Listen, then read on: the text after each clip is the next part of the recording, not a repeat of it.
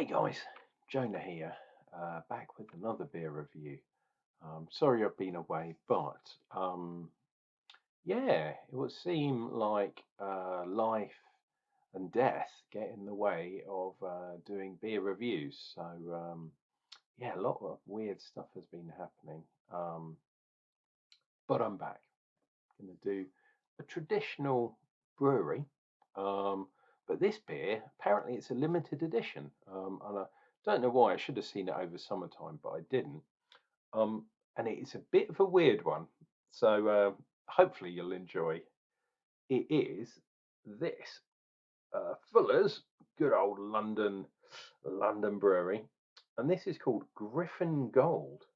And apparently, it's supposed to be a golden ale. It even says on there. The only problem with this is the writing's very shiny and it's really difficult to read. But down here, 3.4%. Um, I was going to try and read that, but I don't think I can because it's far too shiny. So yeah, I'll tell you basically what that kind of thing says. But what I think this is, because I think back in the day, golden ale, I think of things like the award-winning hopback Summer Lightning, which is now at 5% ABV. But I think back in the day it was slightly stronger than that. And back in the kind of 90s, we used to start going to pubs. Used to have lagers and stuff in cans that we'd nick from our dad's garages or sheds or whatever before that, back in the 80s. But 90s kind of was when, yeah, when I started going to pubs really. Um, yeah, so it was a summer beer. It was strong. It was heavily hopped, but what it wasn't was 3.4% ABV. I've got a feeling this is kind of like the whole phenomenon, which is the session IPA. This is a session golden ale, if that makes sense at all. Um, but yeah, the ABV for me is important. 3.4%, absolutely not a golden ale in my book. That said, limited edition beer. I don't know if they're going to do this again. See how basically Fuller's are doing a low ABV beer to see if it'll sell. That's kind of what I think. But looking at it, it's got all the really good stuff. It's got the new style tall um, bottles, not necessarily good for home brewers and people that recycle their beer bottles. I like the old shape better, but you know you can fit more into your box or whatever. It's got a lovely neck chief telling us about how wonderful the beers are. Again, I don't like the colours because really shiny and really difficult for my old eyes to read it. Here we go. The Griffin Brewery Chiswick. So this is named after the Griffin Brewery, and it's even got the Fuller's icon on the cap, which I really like. So there's a lot of things to like, and at least one thing to dislike. Um, Now, one of the things I've been up to, doing some judging, as you well know, because I think I said in might have even been my last video. It's been a while since I've done a video. Is I've been doing some beer judging. So I was looking through my judging leaflet, and golden ales, as far as camera are concerned, I haven't looked at the BJCP. Um, are the I think it's 4.3% is the kind of leeway. I don't know why a golden beer, a golden ale, would be under 4.3. I think that's probably the minimum, but they kind of are going for session goldens, which I guess would be less than that, less than 4.3. And yeah, what they call, oh, what is it? It's not session, premium. There we go, session and premium for the ones that are higher. So yeah, I would say that the proper golden ales, the stronger ones, the more traditional ones, definitely fall into that higher premium bracket. But session beers are definitely a thing these days. So who am I? Who am I, dear viewer? Right, let's get this bad boy open. Okay, got a good old hiss on that bad boy.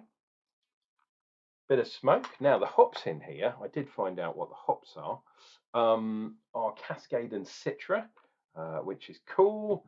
And I think, if I remember rightly, there's Hallertauer. I'm just looking on the actual, yeah, Hallertauer tradition as well. Looking on the Fuller's website. And I do have a Fuller's glass, but it's a honeydew glass, and it has a bit of nucleated round rings, the rings of power. So I've got to be a bit careful with this pour, otherwise it's going to go completely crazy. Oh look, not a sausage worth of head. Let's go a little bit more aggressive. We'll see if we can tease something. For some reason, I thought this was going to be a lot livelier than it is. Boom. Ooh, let's do one of my legendary photos. So, yeah, there's the thing. There's Griffin Gold, and there is the pump clip, as it were. The thumbnail pump clip. What am I talking about?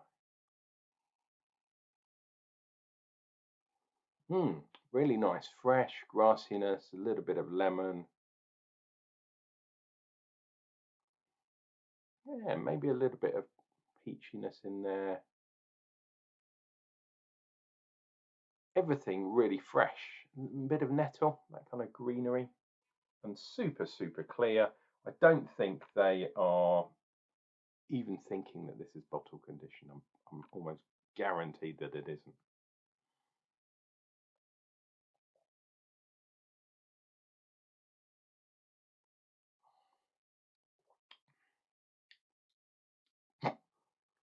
Oh, bit of a hiccup. It's a bit thin. Thin. There's a bit of kind of caramelly kind of sugariness to it, but because the ABV is so low, they've dialed down on literally everything. Wow. See what happens when you don't have a beer for a while. It gives you hiccups. But maybe that's because it's been in the fridge overnight. Maybe I shouldn't have put it in the fridge. It is what it is. There is, because this is nucleated, let's see if we can get a nice shot in there. Yeah, like I say, absolutely super clear, and a good amount of carbonation. No head as such, but we do have a little bit of a line on there to start with, which is a good sign. The other thing about gold nails is I would say they have to be kind of heavily hopped.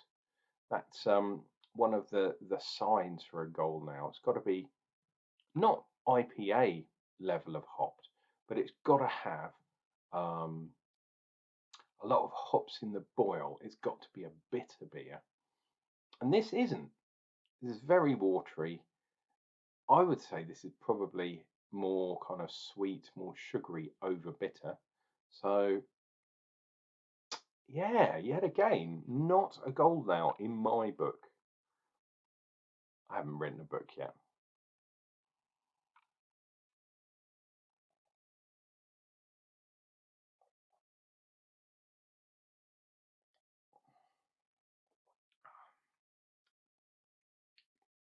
And I found out something interesting. A guy at my workplace, because I've changed workplaces, same job but just at a different site. The guy who kind of went, "Hang on, I know you," and I was like, "Okay." I didn't know. I didn't really know him, or I couldn't remember anyway. And it turns out he used to be a home brewer, number one, but then he also used to have a brewery, a local brewery to us here, nameless because otherwise you'll know who it is. And my work is very hush hush and secretive, but yeah, really nice to chat to a beer guy at work. It was fantastic. So yeah, so Joe, if you're watching this, it's you, my friend. Um, this beer, I wanted to like it, I really did, but it's not what I thought it was going to be. I should have known better. I thought it was going to be a really hoppy beer, um, but just at a lower ABV.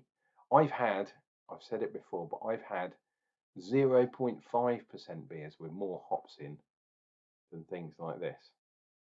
Session beers are not just water a beer down, you have to maintain the style. Obviously, less alcohol, I get that. Um, and I usually really like Fuller's. Fuller's is I like Fuller's over Young's for the old boys back in London town. Um, but this one, yeah, don't know, not hitting the spot.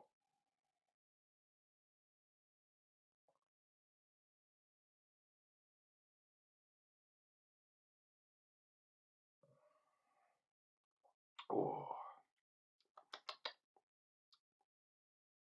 and for me, I think I would take a Courage over over either of those, to be honest. But yeah, we always used to drink a fair bit of Fuller's dishwater.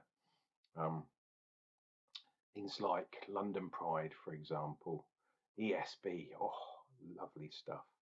I know you can get those beers in the supermarket, but when you've had them on cask, oh, absolutely lovely beers. Um, Maybe this would be better on cask, but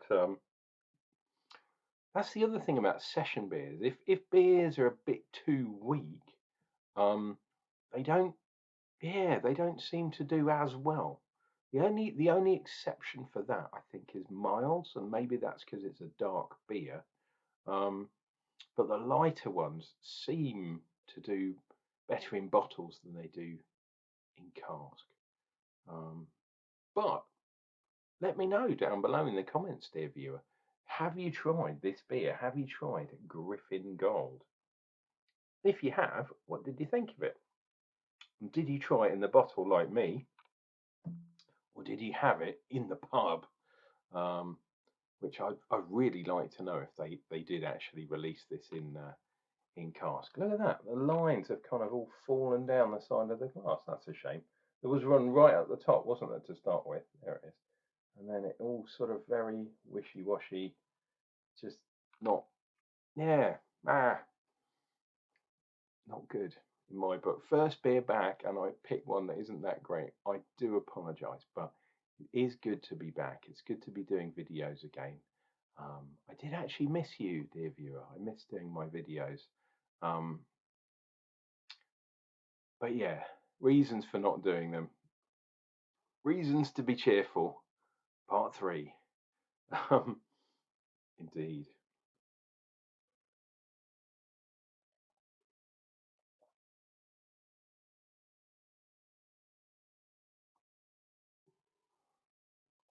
There we go. Didn't really touch the sides, to be perfectly honest. I'm getting a little bit of bitterness now, but it's bitterness in the way of like sour lemon, that kind of thing. Um, yeah, I was expecting more. I really was expecting more. Not sure what happened there. Anyway, please come back. If you're not a subscriber, why not think about subscribing?